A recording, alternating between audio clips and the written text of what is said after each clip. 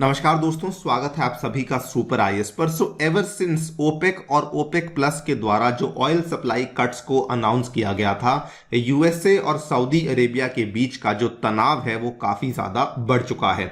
USA अब Saudi को punish करने के लिए दो नए बिल्स को पेश कर चुका है, जिसमें जो पहले वाला बिल है उसके तहत ये कहा जा रहा है कि जो भी यूएसए के द्वारा सैनिक हैं और जो सैन्य उपकरण हैं जिनको सऊदी में तैनात किया हुआ था उनको वहां से निकाला जाए as a revenge for the OPEC move. और जो दूसरा बिल है ये रिसेंटली सामने आया है, इसमें यह कहा जा रहा है कि आने वाले एक साल के लिए हमें यानी कि अमेरिका को सभी के सभी जो हमारी आर्म्स सेल्स हैं सऊदी अरेबिया में, इसको इमीडिएटली हॉल्ट कर देना चाहिए। इन दोनों ही बिल्स के बारे में हम लोग चर्चा करने वाले हैं कि इसके क्या क्या प्रावधान है। ऑल्सो इसकी बैक स्टोरी को भी समझा जाएगा, व्हाट आर द रीजंस जिसके चलते अमेरिका इस तरीके के कड़े कदम सऊदी अरेबिया के खिलाफ लेने को तैयार हो चुका है। आइए शुरू करते हैं दोस्तों मेरे साथ। मेरा नाम है अनिरुद्ध। यदि आप लोग इस लेक्चर की पीडीएफ को डाउनलोड करना चाहते हैं तो यहां पर दिए गए टेलीग्राम चैनल के माध्यम से कर सकते हैं। ऑल्सो शुरू करने के पहले आपको बताना चाहूंगा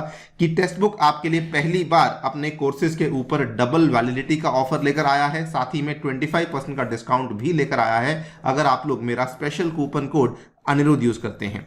ऑल राइट, सो इस साल जुलाई 2022 की बात है। यूएस के जो प्रेसिडेंट हैं जो बाइडन, वो सऊदी के दौरे पर गए थे। उनके इस दौरे की बहुत आलोचना हुई थी बिकॉज जब जो बाइडन अपनी प्रेसिडेंशियल इलेक्शन के लिए जब ये फाइट कर रहे थे उस टाइम पे इन्होंने कहा था कि जब मैं पावर में आ जाऊंगा तो मैं सऊदी अरेबिया के साथ अपने संबंधों को हम लोग कम करेंगे। लेकिन जब ये दौरे पर गए तो ऑब्वियसली बहुत सारे एक्सपर्ट्स ने और बहुत सारे ऑब्जर्वर्स ने इनके इस दौरे को क्रिटिसाइज किया था। क्रिटिसाइज करने के पीछे जो मेन कारण था वो ये भी था कि 2018 में एक जर्नलिस्ट थे जो कि यूएस बेस्ड जर्नलिस्ट थे, जमाल खशोगी, जिनकी डेथ में सीआईए के द्वारा सऊदी के जो प्रिंस थे उनका भी नाम लिया गया था। तो जब बाइडन दौरा करने गए तो यह माना गया था कि एक तरीके से हमने उस पर्टिकुलर डेथ को दरकिनार कर दिया है और इसीलिए बहुत ज्यादा आलोचना इस पर्टिकुलर विजिट की हुई थी। उस टाइम पर जब ये दौरा हुआ था तो बाइडन ने बेसिकली सऊदी के जो क्राउन प्रिंस हैं मोहम्मद बिन सलमान, उनसे रिक्वेस्ट करी थी कि आप जो है ऑयल प्रोडक्शन को बूस्ट कीजिए सो दैट जो ऑयल और गैस के दाम है उसको हम लोग नीचे ला सकें। और उसके बाद आप लोग जानते ही हैं कि अगले ही दिन सऊदी और रशिया ने मिलकर के ये अनाउंस कर दिया कि हम लोग 2 मिलियन बैरल्स पर डे से ऑयल प्रोडक्शन को कट करने वाले हैं। अनुमान ये था कि शायद ये लोग 1 मिलियन बैरल से कट करेंगे, लेकिन इन्होंने 2 मिलियन बैरल्स पर डे के हिसाब से इन ऑयल आउटपुट्स को कट किया था। इनका यह कहना था कि जो हमारा तेल का दाम है जो कि ऑलमोस्ट $80 पर बैरल को गिर चुका है, उसको हम लोग बढ़ाना चाहते हैं, $120 पर बैरल की ओर लाना चाहते हैं।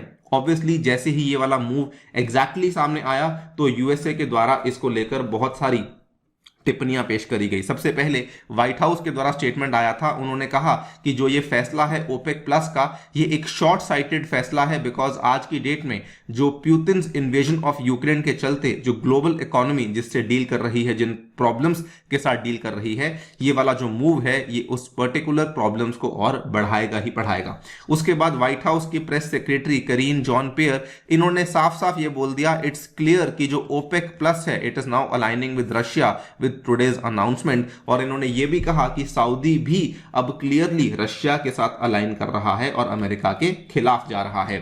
कई सारे यहां पे लॉ मेकर्स थे जिन्होंने कहा that the rejection of US overtures was a slap in the face of US, यानी कि जो सऊदी के द्वारा यहां पे किया गया है वो एक तरीके से यूएस के मुंह पे इन्होंने चांटा मारा है, which will hurt American consumers and undermine the national interest. और इसीलिए इन्होंने यहां पर कहा it's time for the USA to resume acting like the super power in our relationship with our client states in the Gulf. सबसे पहला bill जो कि यूएसए के द्वारा पेश किया गया था दैट वाज द नोपेक बिल, जो कि इमीडिएटली पेश कर दिया था इन्होंने जैसे ही इस ऑयल आउटपुट कट को अनाउंस किया गया था। और नोपेक के तहत इन्होंने बेसिकली ये कहा था that we are against oil producing and exporting cartels, और यही इसकी फुल फॉर्म है, no oil producing and exporting cartels का बिल पेश किया गया था, जिसमें कि इन्होंने कहा था कि हम लोग ऐसे देशों के खिलाफ केसेस पेश करेंगे जो कि जानबूझ के एनर्जी प्राइसेस को मैनिपुलेट करने की कोशिश कर रही हैं। एंड उसके बाद ये वाला जो बिल था ये सामने आया है, जो कि एक बहुत ही बड़ा मूव माना जा रहा है कि अब the Democrats are proposing pulling the troops from Saudi Arabia as revenge for the OPEC move। आपके सामने है ये वाला, आप लोग देख सकते हैं 3 यहाँ पे रिप्रेजेंटेटिव्स हैं जिनका नाम है Tom Malinowski, Sean Casten and Susan Wild. इन्होंने इमीडिएटली इस लेजिस्लेशन को इंट्रोड्यूस किया in response seeking to withdraw US forces from Saudi Arabia and the UAE. इनके द्वारा ये कहा गया कि जो ये यहाँ पे एक्ट किया गया है सऊदी के द्वारा, ये एक हॉस्टाइल एक्ट है by the Saudi Arabia and the UAE designed to hurt the US and our allies and to help Russia despite President Biden's overtures। और इसीलिए ये वाला बिल पेश किया गया था जिसमें कि इन्होंने क्लियरली कहा we want the removal of the US troops and defence systems, यानी कि जितने भी वहां पे सैनिक हैं और जो सैन्य उपकरण हैं उनको वहां से निकाला जाए, बिकॉज ये लोग बेसिकली ओपेक के थ्रू कार्टेलाइजेशन कर रहे हैं to cut the oil production. USA obviously यहां पे चाहता था कि ऑयल सप्लाई को बूस्ट किया जाए। ऑयल सप्लाई को इसलिए बूस्ट किया जाए सो दैट जो रशिया है वो यहाँ पे ज्यादा दामों की वजह से फायदा ना उठा सके, अपने वॉर एफर्ट्स को और ज्यादा स्पॉन्सर ना कर सके। लेकिन ये क्योंकि उनके खिलाफ हुआ इसीलिए ये वाले बिल को यहाँ पे पेश किया गया।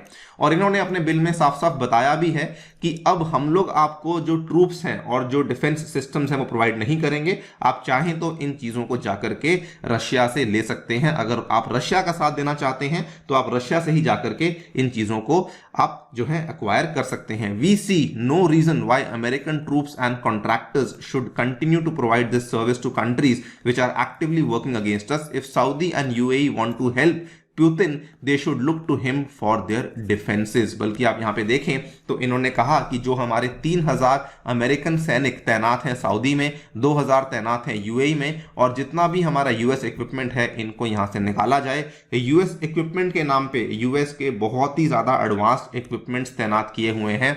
2019-20 की बात है, यूएस के द्वारा पेट्रियट मिसाइल्स को तैनात किया गया था इन सऊदी अरेबिया। आप लोग यहाँ पे देख पाएंगे ये पहले वाली खबर 2019 की है, US deploys troops to Saudi Arabia as Gulf tensions soar. ये वाली खबर अप्रैल 2020 की है जब ईरान की चेतावनी के चलते यूएस के द्वारा पेट्रियट मिसाइल्स को तैनात किया गया था। और सेकेंडली जो यूएस का सबसे advanced air defence system popularly called as थाड terminal high altitude area defence system है, इसको भी सऊदी अरेबिया में तैनात किया गया था। इसको भी अब वापस लेने की बातचीत चल रही है।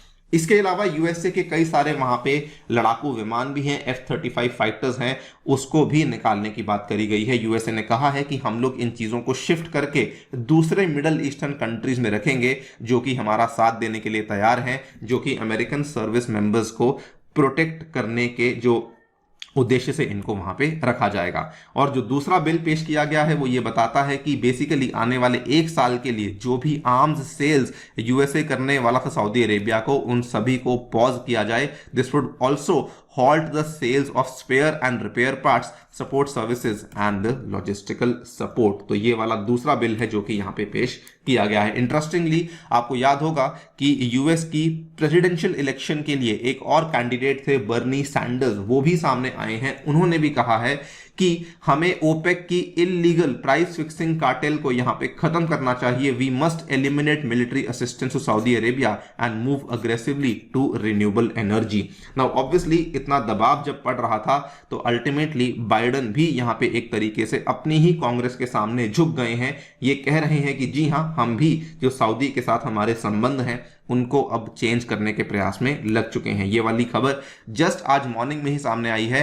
ही हैज वाउड, उन्होंने एक तरीके से प्रण ले लिया है कि अब सऊदी के लिए भी कुछ इसके परिणाम होने वाले हैं after OPEC plus cuts outputs. क्या होगा ये ऑब्वियसली देखना बाकी होगा, but this is going to be a major shift in the geopolitics of the world. अगर यूएसए और सऊदी की रिलेशनशिप में कोई बदलाव आता है तो ऐसा मान लीजिए कि इसके बहुत सारे कॉन्सिक्वेंसेस केवल इन दोनों देशों के लिए नहीं बल्कि दुनिया दुनिया के और भी कई सारे देशों के लिए होने वाले हैं। जैसे ही कुछ नई डेवलपमेंट आएगी आपके सामने हम लोग पेश करेंगे। आप लोग क्या सोचते हैं इस कहानी के बारे में डेफिनेटली बताइए हमें कमेंट सेक्शन में। जाने से पहले आपको बताना चाहूंगा टेक्स्ट बुक दोस्तों आपके लिए लेकर आया है सुपर कोचिंग, जिसके चलते आप लोग अपने घर बैठ के इंडिया के टॉप इंस्टीट्यूट्स की मदद से अपनी तैयारी को बूस्ट कर सकते हैं। इसमें आपको हमारे द्वारा कोर्सेज और लेक्चर्स भी अवेलेबल करवाए जाएंगे।